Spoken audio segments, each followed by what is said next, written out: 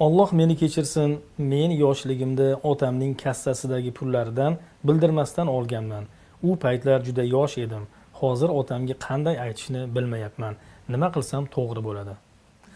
Bismillah, alhamdulillah, vassalatu vassalamu ala rasulillohi va ba'd. Uni aytmay otangizga mana ota deb o'sha niyatda o'sha olgan narsamni berib qo'ysangiz ham bo'laveradi.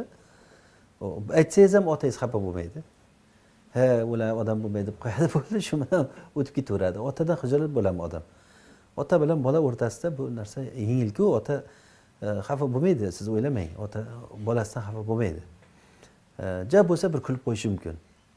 Xursand bo'lishi ham mumkin. Bolamga Alloh insof beribdi, men o'sha qilgan xatosini hozir men to'g'riladi, to'g'rilikni bildi deb otangiz xursand bo'lishi ham mumkin. Agar bilmayman, juda agar otangizni xulqini siz o'zi yaxshiroq bilasiz. Agar yo otamga aytib bo'lmaydi, siz bilmaysiz otamni deydigan bo'lsangiz aytmangda bo'ldi. O'sha men o'g'irlagan narsam deyish shart emas-ku. Men ota sizga mana shu narsani berib qo'ying bo'ldi.